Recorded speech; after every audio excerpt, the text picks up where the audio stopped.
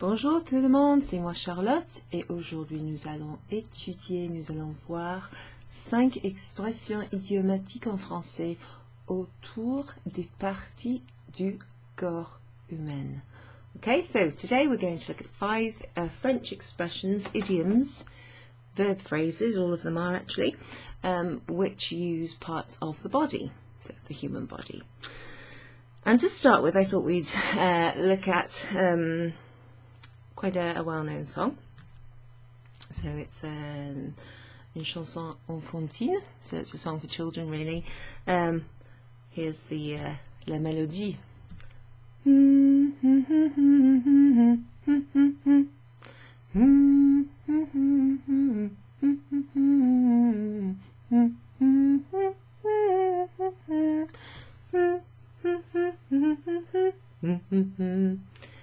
Does that sound familiar? Vous connaissez? Oui? Okay. Yes, so in English it's head, shoulders, knees and toes. In French, very similar, and there's a few versions, but we're just going to go with the simplest one. Tête, épaules, genoux, pieds, genoux, pieds. Let's see if I can move back. Maybe you can see. I wasn't planning on going back, but you'll notice that I have le bidon. That's because I'm expecting a baby in a couple of months. So yes, I've got a growing ventre. Anyway, let's go back over here. So, tête, épaules, genoux, pieds. Genoux, knees, pieds, pieds, pieds. Let's see if you can see my pieds, feet. Okay, so I'm going to just sort of go down and you'll have to assume that, or I'll have to assume that you know which part of the body I'm talking about. Tête, épaules, genoux, pieds, genoux, pieds. Tête, épaules, genoux, pieds, genoux, pieds. Les yeux, les oreilles, la bouche et le nez.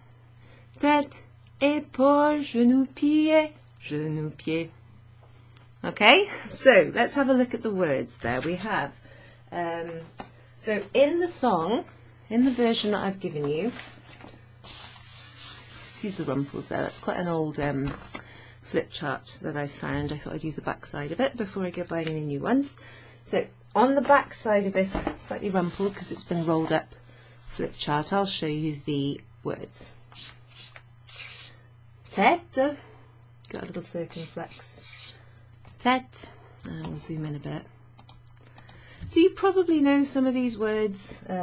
It's la tête, so it's a feminine noun, la tête. Mal à la tête, oh j'ai mal à la tête, I have a headache, right? So tête, head. And it's feminine, so une or la tête. Épaule, now. Tête, épaule. So épaule, you might recognise that or be able to associate it with the word épaulette, which is like a little thing that goes on top of like a military uniform. A little thing that goes on your shoulder, and that is what épaule is. That sounds a bit like apple with a weird accent. Épaule. Épaule. So there's an acute accent over the E which gives it that E sound, okay? And that's shoulder. This is also a feminine noun, une épaule.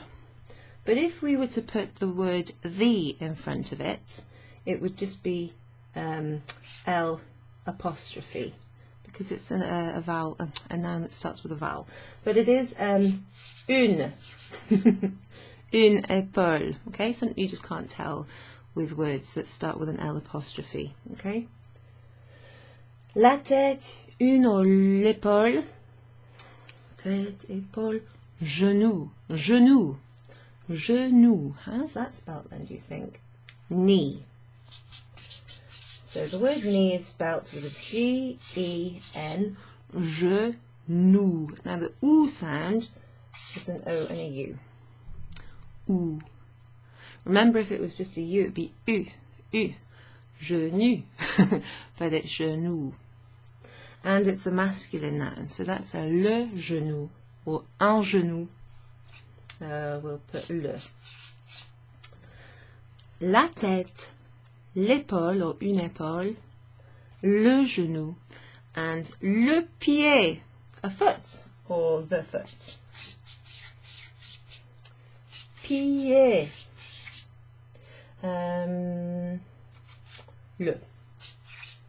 Okay, so that's 2 masculine nouns and 2 feminine nouns there. So that's the first bit. So they don't say these in some of the versions of the songs. They do say like la tête, da, da, da, la bouche et le nez. So they might use the article the in front of the noun in some versions of the song.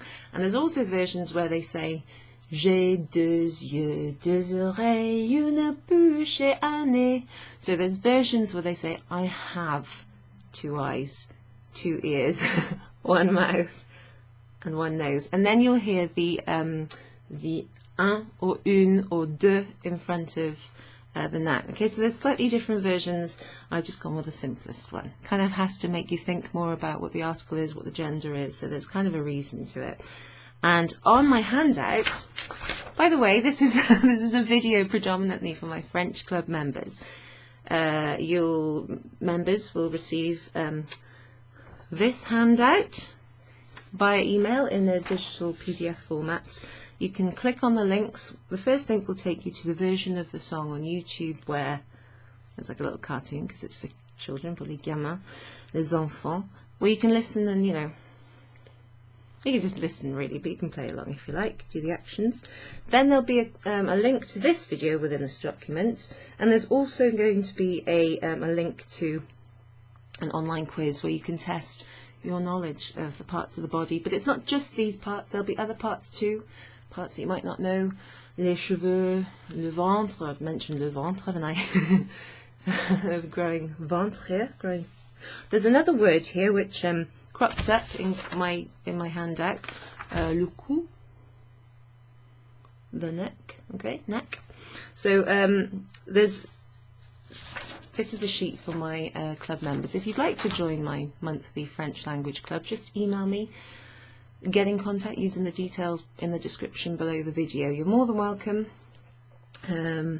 Anyone who has a membership, it's an annual membership, and anyone who has that membership will be entitled to a special discount, an exclusive discount on private tuition with me during the period of their membership. So you get a monthly handout which I've made just for you, access to this video, you can go through the handout, but also you get links to further study, and of course you can contact me if you have any queries. And every now and then I'm trying to reinstate meetups in person. So pre-COVID we used to meet up every month. That's not possible anymore, and so yeah, I found an online format which is working for my current club members. So if you're interested, you can join. Anyway, let's get back to it. So tête, épaules, genoux, pieds, genoux, pieds. Tête, épaules, genoux, pieds, genoux, pieds. By the way, épaule, if you're singing it, even though the pronunciation doesn't change, they're saying shoulders, okay? So it would then be les épaules, les épaules. When you have les in front of making it a plural noun, masculine or feminine, that's the nice thing about the French article les, it can precede any plural noun. Doesn't matter if it's masculine or feminine, it's the same word les. In front of a noun that starts with a vowel, you pronounce the S when it precedes. So instead of les épaules, it becomes les épaules, and it's pronounced like a Z. Okay? So, tête, épaules, genoux, pieds, genoux, pieds. Tête, épaules, genoux, pieds, genoux, pieds. Another les word here. So, we have les.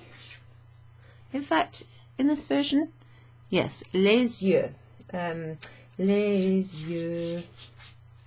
Now, les yeux, eyes. J'ai les yeux bleus, for example. I have blue eyes. I don't actually, I've got hazel eyes. J'ai les yeux. Les yeux is a different word completely to the word for an eye. Okay, so les yeux is eyes, but in the singular it's un œil. Yeah, œil. Un œil, un œil. And here you've got the N being pronounced in front of the weird OE symbol, which is actually joined together, and I don't know the name for that, but there's probably a name for it. And if you've got like a keyboard, a computer, your phone keyboard, or if you've got the language programmed on one of your devices to French, then that should come up. Should just like come up if you type the O and the E separately, they'll sort of stick together and become this, which makes an sort of sound. So un œil is an eye. Similarly to French, that we put a little N in there in front of a noun that starts with a vowel to make it easier to pronounce. To make a liaison actually, an eye rather than AI. Right, doesn't sound right. It's hard to say. And the same thing sort of happens here. You pronounce the N before the O. Un œil. Otherwise it'd be un œil. Okay, you don't really pronounce the N normally in un. It's not very easy to pronounce, not very easy to hear, but it's more defined in front of that, for example. Un œil. Deux yeux, un œil, deux yeux. Un œil, plus un œil fait, ou ça fait deux yeux, okay? So when you've got one eye plus another eye, you get les yeux. Anyway, that's a bit confusing. So, les yeux, that's eyes, and that's an eye. That's a bit messy, isn't it? Eyes is that one. An eye is un œil. Œil. If you say it together, it sounds like you're saying annoy. Give it a French, the word annoy to annoy someone. So if you give it a French accent, annoy, annoy. I think I've hit that home a bit too much, so let's get on to the next one. Les yeux, les oreilles. Now, I like that word for some reason. It's les because we're talking about ears. Generally, people have two of them. So, les oreilles. E-I-double-L. A. So, when you've got a double L, you don't pronounce it normally le. Like the word or the name Camille. It pronounced in English Camille would be Camille. The word family, which has a double L, is famille. And it's the same here, oreille. It's like a y sound rather than a double L. That's ears. And it's plural. And une oreille is an ear. That's feminine. So it's une oreille. Or l'oreille. L apostrophe R. E-I-L-L-E. Les yeux, les oreilles, la bouche et le nez. La bouche. Let's go down a little bit. La bouche. So la bouche. I think in the like all the versions of this song that I've heard, they say la bouche. Les yeux, les oreilles, la bouche et le nez. Actually, no. There's some where they say une bouche et un nez. So they might say a something, a mouth, two ears. But most of all, I've heard la bouche. La bouche is the mouth, and it's feminine. Bouche. Ferme la bouche. Shut your mouth. Don't say that to anyone, but you know, you might hear. Ferme la. Shut it. Okay. So if someone says ferme la, it's very rude. But the la means la bouche. Shut it. Okay. So la becomes it. Mouth. So what's the last one? les oreilles, la bouche et le nez. Le nez. You don't pronounce it le nez, it's e. So think when you say avez-vous. Yeah, the EZ at the end of avoir in the vous form, it's written like this, isn't it? Avez-vous une chambre? Do you have a room, please? Avez-vous? So the EZ is pronounced E, okay? Which is also pronounced as an ER at the end of a verb is pronounced E, or an E with an acute accent. They're all pronounced in the same way. And it's the same here, le nez, the nose. Okay, so the nose, or just nose, is masculine. So the feminine ones, la tête, or une, l'épaule, shoulders, une oreille, or l'oreille with an L apostrophe, like that, la bouche. Fermez la bouche. Fermez la bouche is just sorry, it's funny. Okay, and the masculine ones, le genou, the knee, le pied, the foot, le nez. Okay, so I'll go through that one more time, and then we'll go on to the expressions. So I'll go over here. Voilà, comme ça. Tête, épaules, genoux, pieds. Genoux, pieds. Can't quite see, can you? Tête, épaules, genoux, pieds, genoux, pieds. Les yeux, les oreilles, la bouche et le nez. Tête, épaules, genoux, pieds, genoux, pieds. Voilà.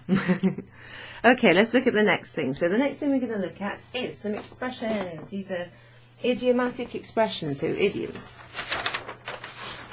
Okay, let's have a look at them. Some of them are similar to, say, English, or expressions that definitely exist in other languages, but I obviously don't know all the languages in the world, so I can only give you what I know in Italian or English as kind of counterparts. Some of these are just completely different. So the first one, though, does actually have a counterpart that's basically almost word for word the same. Avoir. So these are verb phrases, therefore they have a verb in them, and you conjugate the verb and the rest of the sentence remains more or less the same in order to use them. Avoir, to have. Les yeux. Les yeux. Plus gros. Gros. Now you might think of the word gros, that's G-R-O-S, as meaning fat.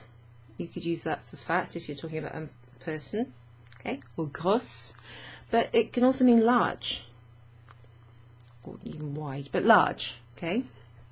So you might automatically think the English would be to have eyes bigger or larger, eyes bigger generally, the word bigger, than your stomach. Or they might say eyes bigger than your tummy, eyes larger than your tummy.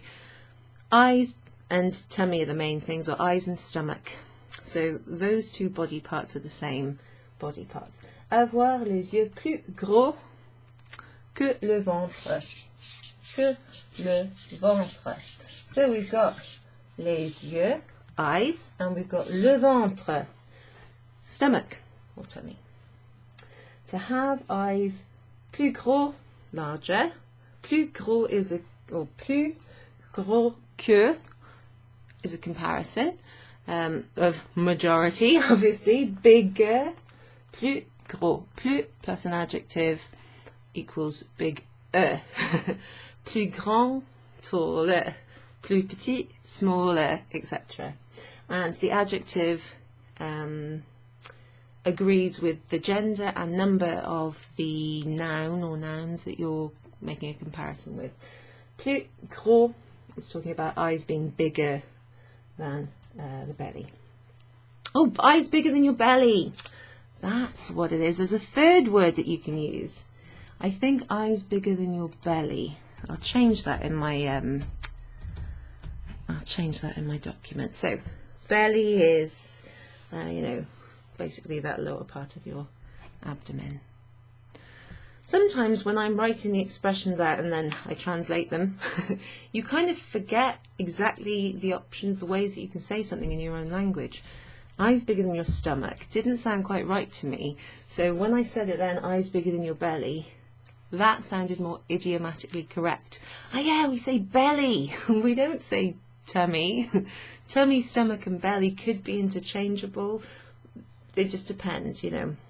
Stomach is more like the organ, belly can mean, you know, the area where there's fat or the lower abdomen, and tummy is just like a cute way of saying either the stomach or your, you know, the lower part of your, you know, torso.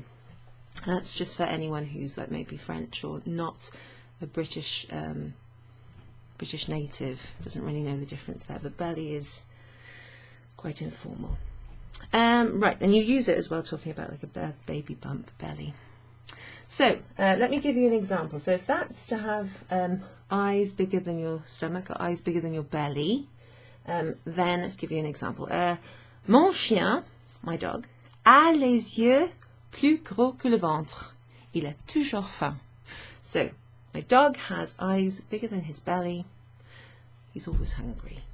So it's got a sense of being greedy, wanting more than you can actually deal with or should actually deal with. So that's the meaning, and it's the same meaning in English. So let's look at the next one, which is also more or less the same as in English. So there's number one. Number two, donner un coup de main. Donner un coup de main.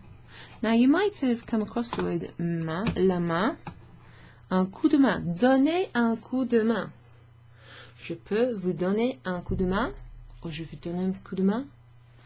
Je vous donne un coup de main. So if someone's fallen over, you might help them up by giving them a hand. You can either give them a hand or lend them a hand. It's to help someone, to assist someone. So donner is to give, to offer, or lend. In English we would say to lend a hand or to give. Can I give you a hand? Can I lend you a hand? Can I lend a hand? There's a few variations, but un coup de main, so you'll hear this coup. It means lots of different things in French, but it's kind of a quantifier. Well, that doesn't really help you, but let's find some examples of the translations of coup. You could have a coup de poing, give someone a knock or a blow. So it's really, yeah, a knock, a blow, punch, a deal. This has got lots of different. If you look at, say, word reference and you type in coup, C-O-U-P, and you scroll down, you'll find some interesting translations there. Yeah, basically it's to do with, it's just something that you'll find in expressions, often idiomatic, but coup de main is to do with lending a hand. Donner un main, if une main it would be, because it's a hand is feminine. But because we've got, the A key on my keyboard doesn't work, very annoying. I have to like, I've got so many peripherals plugged into my laptop here in my office at the moment, so I've been using a separate keyboard. Yeah, let's have a look if I can find my coup de. Anyway, have a little look through, because that word's interesting. It's one that can't really translate in one way. But la main is the hand. It's a feminine noun. La or une, but because we're saying un coup de, a bit of, or a handful of, or it's a quantity, a something of hand, think of it as like a bit of help, if you like. It doesn't literally mean that, but can I give you a bit of help? Then the a bit is the quantifier, help is the thing that you're offering, it's the kind of noun, but so it's, even though it's une or la main, we've got un coup de main. Okay, so that and that's quite similar to the English. Now let's look, what was the third expression that I have? On my sheet I've got these little kind of little images that unlicensable, I'll mention, that you can kind of guess if you're not quite sure about something. They might jog your memory. Here we have a little bonhomme de pain d'épices, little gingerbread man here. Mais il manque le bras et la jambe. So he's missing an arm and a leg. Okay, so in English you can say that something cost you an arm and a leg. If something costs an arm and a leg, it means it costs a lot. You have to, you don't literally have to give your arm and your leg, but it's a lot to ask for. So it's generally to do with expensive things. But it can also be, so it could be someone wanting a lot from you. But more, it's really to do, is generally used in a kind of, to do with expense. So, very similar in French, coûter, to cost. When you say ça coûte combien, you're using that verb, coûter, with a little circumflex over there, over the U. Coûter, un bras, oui. Un bras. So, just double check that, please. There's a couple of ways you can say this. Yeah, so un bras here is le bras. That's the noun for arm. So it's weird. You have the arm, le bras, la main, le ventre. It's just funny how the gender changes, to someone who's not a French native. That's weird. It's hard to remember, but sometimes these expressions can help. Or even little songs like les yeux, les oreilles, la bouche et le nez. You might remember that if ever you have to talk about une grande bouche, une belle bouche. I don't know, you might describe un grand nez, okay, or petit nez rather than une petite nez.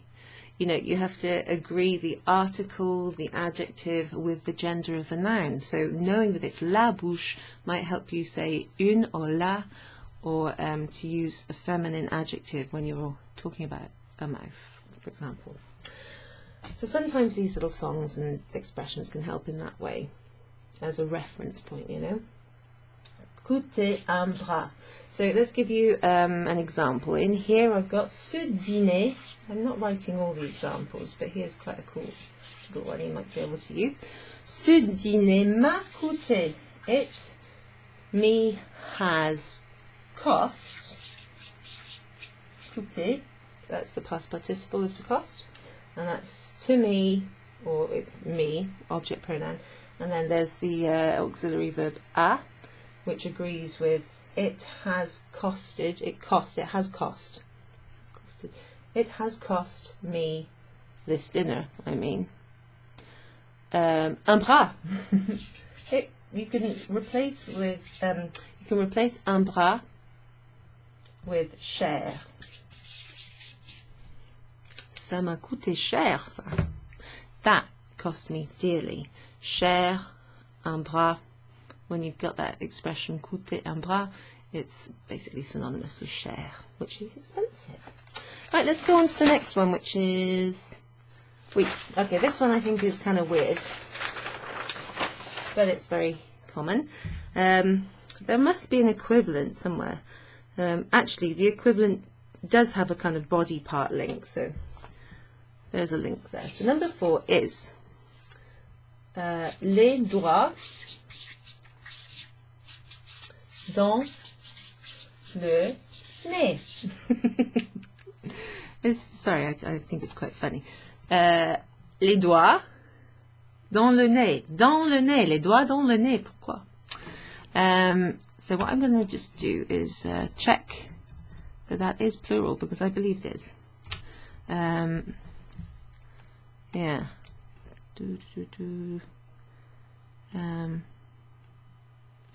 Because it's I think it's yeah, there's a few. Actually, when you scroll through checking the gender of something, or whether it's got an S at the end and blah blah blah, if you use a search facility like I use word reference all the time, while say we're looking at the expression doigt dans le nez, you might come across other expressions in the sort of doit entry list, which also use that, which have an equivalent or don't, other expressions that use body parts, and they're quite common actually. To be completely mistaken, se mettre le doigt dans l'œil, jusqu'au coude. So that's is quite vulgar, but to put your finger in your eye up to your elbow, to be completely mistaken. Anyway, have a little look, because you can find out quite a lot just by looking at something like a good reference tool. Les doigts dans le nez. We've got fingers and we've got the nose. What's it mean? What's it mean, Charlie? So this might not be what you think. So it means hands down or easily, right? So I think the reason for this, it literally means no, fingers in your nose, or finger in your nose. The example might make it clear. On a gagné, that means we, using the impersonal on there to mean we. On a gagné les doigts dans le nez. We won hands down. We won easily. Okay? So that's how you use this. Les doigts dans le nez. So actually it's a noun phrase, isn't it? That's just something I'll change on my... It's not actually a verb phrase. I thought all of these expressions were verb phrases, but there's no verb phrase in this bit here, is there? It's just les doigts, that's a noun, preposition, article, noun. But when you use it in a full sentence, there is a verb. For example, on a gagné, we have won, we won. So gagner is the verb, but les doigts dans le nez, we won easily. Oh, we won hands down, easy peasy. That's the noun phrase. So if you see n.p or v.p in my my sheet, like somewhere here for example, then that will mean noun phrase, verb phrase. The abbreviations of grammatical terms, you might see prep, which means preposition, like dans, in, on, under, with, to, at, those kind of words. But generally the idiomatic phrases that I've used here are verbs. So we've got avoir, les yeux plus gros que le ventre, to have, that's the verb. Donner un coup de main, to give or to lend a hand. Coûter un bras, to cost an arm and a leg. And then the last one is a verb phrase. So number 5, let's just have a new page. On tourne la page. Numéro 5. La dernière phrase, ok. Ou la dernière expression. Avoir bon pied, bon œil. Okay, so we have seen pied and we have heard, you might remember, œil. Les yeux, 2 yeux, 3 yeux, 4, 5, 6 yeux, mais un œil. So, to have, bon pied, bon pied. To have, good foot, bon œil. So, from the spelling of the adjective bon there, which generally means good, you can tell, because it is B-O-N, it's in the masculine form, singular. It's not B-O-N-N-E, bonne, which is the feminine singular form. It's masculine. You can tell that these are 2 masculine nouns. Le pied, l'œil. So that one would be L apostrophe, l'œil. But it would be un œil. And it would be le pied, un pied. If you see bon written before a noun, then that tells you that the thing following it, the thing that comes after, is masculine. And the reason that normally, if you say j'ai les yeux bleus, I have blue eyes, you're told when you learn French, you put the adjective generally after the noun. In English we say blue eyes, green eyes, big eyes, little eyes. But in French you tend to say I have eyes blue. Okay, that's the normal order of noun followed by adjective in French. However, you will notice that sometimes the adjective comes before the noun, like here, bon pied, bon oeil. And that's often the case with common nouns, okay? Like bon, grand, belle, beau. It's a bit complicated. Adjective order, adjectival order can sometimes change the meaning of a word. Like grand could mean great, or it could mean tall, depending on where it's placed.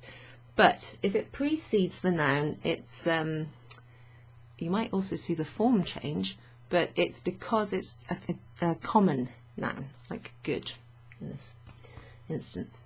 But what does it mean, Charlie? You went off on a tangent. So, avoir bon pied, bon oeil, that bit there, means to be in good health. And we have an equivalent in English, which is nice, but it's nothing to do with the body. To be fit as a fiddle. Now, a fiddle, for anyone who's not a British native, is basically like a violin, an instrument musical. Okay, so to be fit as a fiddle, not sure why that's used, but maybe because you have to play it quickly and you have to, I don't know. Maybe because of the shape, looks like a healthy body, I don't know.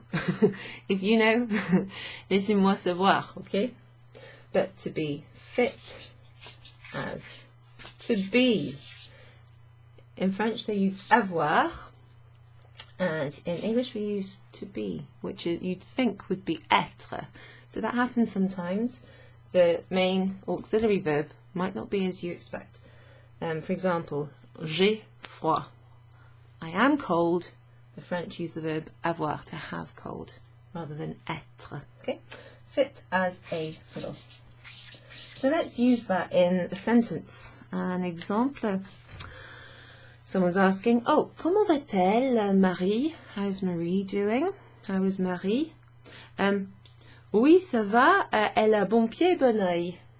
Elle a bon pied, bon oeil. Yeah, she's fine. She's fit as a fiddle. Yeah, fine and dandy. Fit as a fiddle. So it's to do with being in good health, en bonne santé. Now, the rest of the handout, there's comment dit-on en anglais? So how do you say this in English? And then there's some sentences where I've deliberately put some mistakes, and club members, you can see what the mistakes are because I've underlined them. So there's a word that needs to change. It might be it's a different verb, like here, to be fit as a fiddle in French would be to have, avoir bon pied, bon oeil. It might be the wrong adjective. It might be a word that looks almost the same as another word it should be, and another word that you'll find in the sheets or in this video, but that it has a different meaning. And I have mentioned the different meaning, so here's a clue. Okay, it might be that I've changed the body part which goes with the expression so that it doesn't make sense. Okay, so it could be any of those. And then there's the link to further reading, and of course the link to this video. So I hope you've enjoyed that. I hope that's useful. I hope that gives you un coup de main, gives you a hand. I hope that helps, basically. And if you like this, please leave a like. Please feel free to subscribe if you're interested in one-to-one tuition. Get in touch with me. I will be taking a bit of time off when my little one arrives in a few months, but in the meantime, and I will continue thereafter to be doing my monthly French club. Okay, so merci beaucoup et à la prochaine fois. Au revoir.